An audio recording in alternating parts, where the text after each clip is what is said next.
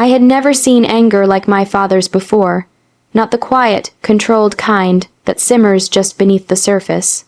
But that afternoon, I finally did. I remember walking up the driveway, backpack slung over one shoulder, humming a tune I'd learned in music class, completely unaware that the life I knew was about to fracture in a way I couldn't have imagined. The smoke hit me first, a pungent, acrid smell that clawed at my nose and made my eyes sting. I froze, instinctively glancing toward the backyard. The fire wasn't big, but it didn't need to be. It was perfect in its devastation. My backpack, my laptop, my sketchbooks, my journals, all of it, charred and blackened. The flames had danced over everything I cherished, leaving behind piles of ash and the cruelest kind of silence. My chest tightened, and I couldn't breathe properly. I thought maybe it was a nightmare, one of those impossible dreams where you know you'll wake up any second. But when I saw him standing there, casually holding a bottle of lighter fluid, that illusion shattered. "Dad, why?" I whispered, my voice catching on my own disbelief. He didn't flinch. He didn't apologize. He looked at me with the kind of calm certainty that made my stomach twist. "I'm teaching you a lesson," he said, his voice measured. "You need to understand consequences. You're careless. You leave your things everywhere. You've been wasting your life and mine on nonsense. This is for your own good." I stared at him, speechless, my heart hammering in my chest. Every nerve in my body screamed that this wasn't discipline. This was cruelty masquerading as morality. My hands shook, but not enough to stop myself from rushing forward, hoping somehow I could salvage something, anything. I grabbed a charred notebook, and it crumbled between my fingers like brittle leaves. My sketches, the ones I had worked on for years, the ones that were my private confessions, gone. You burned it all," I croaked. "Yes," he replied, as if this simple word could somehow justify the destruction of my entire world. "And I'll do it again if I have to. Maybe then you'll learn." I wanted to scream, to hit, to throw myself at him in a futile act of rebellion, but I felt paralyzed. My own father had turned into an enemy I couldn't reason with. The betrayal wasn't just the act, it was the way he said it, as though my pain was irrelevant, as though he had the moral authority to erase the memories, the efforts, the pieces of me that I had spent years creating. I sank to the ground, the smoke curling around me, my throat tight with sobs I couldn't fully release. I thought of my childhood bedroom, my first sketch of a sunset, the notebook where I had written about my dreams of leaving this town, of finding a life that was mine. All gone, blackened into ash, and worse, I knew it wasn't just about things. It was about control, about proving that I was weak, incapable, unworthy of my own passions. "Dad, please," I whispered, the word barely escaping my lips. "Please don't." He cut me off with a hand gesture, a wave as if I were nothing more than a fly buzzing around his authority. "I said this is for your own good. One day you'll thank me." I wanted to believe him desperately, but the hollow sound of his words rang in my ears like a lie I would never forgive. My legs gave way, and I collapsed against the fence, my vision blurred with tears and smoke. The smell of burning paper and plastic clung to me, infiltrating my hair and clothes, a physical reminder that nothing in my life was safe from him.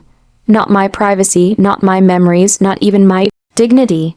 I don't remember how long I stayed there, staring at the ashes of my life. Hours, minutes, it didn't matter. The fire had done more than destroy objects. It had fractured something inside me, a trust that could never be mended. That afternoon, I learned a lesson I would never forget, one my father would never understand. Some wounds aren't meant to teach, they're meant to break. And in that moment, while the smoke curled lazily into the sky and the sun began its slow descent, a seed planted itself deep in my heart. One day, I vowed silently, one day I would rise from these ashes, and the lesson he tried to teach me would come back to him in a way he could never ignore. The days that followed fire were worse than the fire itself. At least in the fire, the pain was sudden, sharp, and contained. Afterward, the ache lingered like a shadow I couldn't shake. Every corner of the house felt different, tainted, hollow. My room, once a sanctuary of sketches, journals, and quiet dreams, was now just 4 walls smelling of smoke and loss. I walked through it slowly, fingertips brushing the scorched floorboards, hoping against hope that some fragment of my world had survived. But the truth was brutal, it hadn't. My father, predictably, acted as if nothing had happened. Breakfast was the same, dinner the same. He carried on with his work, occasionally glancing at me with a faint smirk of satisfaction, as if the fire had proven something about my character. But what had it proven? That he could destroy memories with a flick of a match? That he could teach lessons by erasing the essence of someone he claimed to love? I couldn't answer that, so I sank deeper into silence. I spent hours sitting among the ashes, picking up pieces of paper, fragments of a sketchbook, and crumpled receipts that had survived the blaze. Every small scrap felt like a relic of a life that had existed before betrayal. My first sketch of the sunset over the lake, a gift from my mother before she left, gone. The journal where I had poured my fears and dreams, written late into the night, gone. Even my trophies, the ones I had earned through sweat and dedication, blackened and warped. I realized then that it wasn't just possessions that had been destroyed. It was a part of me. School felt unbearable. Friends asked what happened, and I could barely explain it. How could I tell them that my father, the man I was supposed to trust above all else, had watched my life burn without hesitation? How could I say that the very person meant to protect me had chosen to punish me instead? Words failed me. I retreated into books, pouring myself into stories where control and betrayal existed only on paper, not in the people around me. At night I lay awake, staring at the ceiling, hearing the faint crackle of my father's moral righteousness echoing in my mind. "This is for your own good." The words had become a tormenting mantra. I tried to forgive him, to find some sliver of truth in what he said, but each attempt ended with my chest tightening, my stomach twisting, and the burning anger rising anew. How could someone claim to teach love by burning it away? I started cataloging my losses, not just items, but moments, memories, and milestones that would never return. Birthdays celebrated alone, Christmas mornings where I sat in the remnants of charred wrapping paper, my father's quiet justification hovering like smoke. Everything I had held dear, everything that made me who I was, had been reduced to ash, and yet, amid the grief, a tiny spark of determination began to flicker. I realized that dwelling on pain alone would not honor what I had lost. If I stayed in this state of despair, my father would win. Not by teaching me lessons, but by breaking me completely. And I refused to be broken. Every tear I shed, every sleepless night, was slowly shaping a resolve as sharp and hot as the flames that had taken my past. I vowed, silently and fiercely, that I would rebuild, not just my belongings, but my life, my dignity, and my power. I began small, saving money from odd jobs, immersing myself in studies, and pushing myself harder than I ever had. Each achievement became a small victory over the memory of that fire. Each paycheck, a reminder that I was not powerless. And all the while, the image of my father, calm, smug, unrepentant, haunted me, fueling the resolve growing quietly, like embers glowing in a dark corner. That fire had been meant to teach me obedience, to humble me, to assert control. Instead, it taught me the opposite, that I could rise from destruction, that I could transform rage and sorrow into strength. It planted the first seed of revenge, not the kind born of cruelty, but the kind born of quiet, unstoppable determination. I didn't know how or when, but I knew one day I would reclaim what he had stolen. And when I did, the lessons he thought he was teaching would finally be his to learn. Years passed, and the fire that once consumed my past became a quiet, smoldering presence at the edges of my mind. The scars it left were invisible to the outside world, but they shaped every decision I made, every path I chose. I poured myself into school, into work, into the painstaking construction of a life that was entirely my own. Each paycheck, each small achievement, felt like a tiny reclamation of the pieces of me my father had tried to destroy. I didn't speak to him much anymore, not because I wanted to punish him, but because I needed space to grow without his constant interference. Our conversations became formal, polite exchanges, stripped of warmth or trust. He remained the same man I had known, rigid, arrogant, convinced that he knew what was best, incapable of understanding the consequences of his own cruelty. And I learned to hide my ambitions from him, to bury my successes so they wouldn't provoke his criticism or his control. It wasn't easy. Every time I earned a little more money, bought a small piece of independence, a new laptop, a car, a studio for my art. I remembered that afternoon, the acrid smell of smoke, the sight of my burned possessions, and the hollow look in his eyes. The memory was like fuel, igniting a quiet determination that I would never again be powerless, never again allow anyone to dictate the value of my life or my dreams. I became meticulous. Every investment, every career move was deliberate, calculated. I studied finance, property markets, and legal structures not for the sake of wealth alone, but for the power and freedom that came with it. I learned patience, understanding that revenge was not about immediate satisfaction, but about the slow, careful construction of inevitability. My father had taught me many lessons that day, most of them cruel, but I had learned one too. Control is never given willingly. It must be claimed, the years shaped me into someone my father would never recognize. Where I had once been naive and trusting, I became shrewd and cautious. Where I had once relied on his approval, I learned to rely on myself. I made friends carefully, choosing those who lifted me up rather than those who reminded me of what I had lost. I poured energy into my passions, transforming my grief into creation rather than destruction.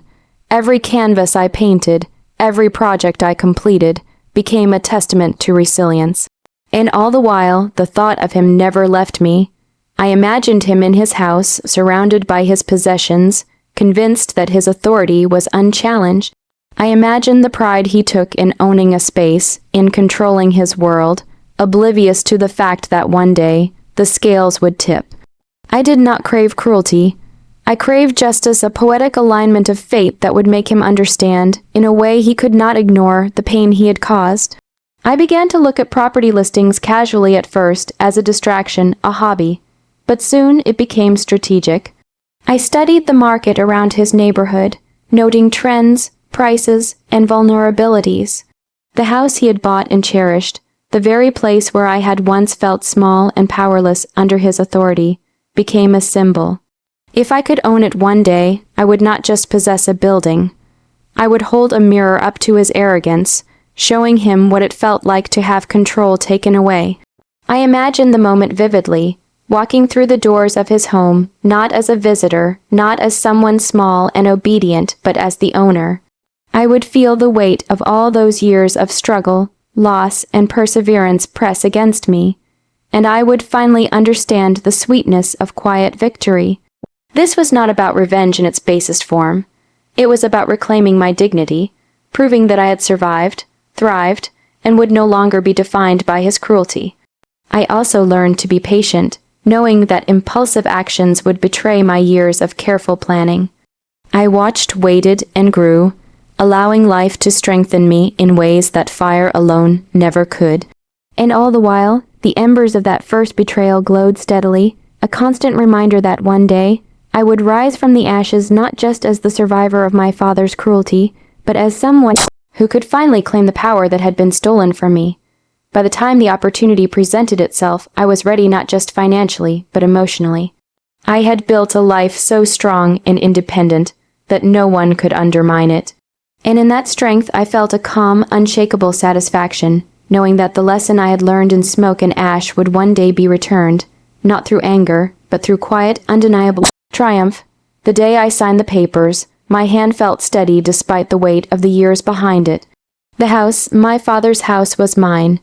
Every detail, every corner, every door and window he had once considered a symbol of his control now belonged to me. I didn't rush in, didn't announce myself. This was not a moment for theatrics. Revenge, I had learned, was sweetest when it arrived quietly, like a shadow that finally crosses a line drawn in arrogance. Driving up the familiar street, I could see him through the window of his favorite armchair, sipping coffee as though the world had not shifted beneath his feet. The man who had burned my childhood, who had tried to assert control through destruction, sat unaware that the very house he had prized now had a new owner. My chest tightened, not with anger, but with the calm satisfaction of inevitability. I walked up to the door, keys in hand, and let myself in. The familiar smell of aged wood and memories greeted me, but this time it was not oppressive. This time it was mine. I explored each room, every step a quiet reclaiming of power.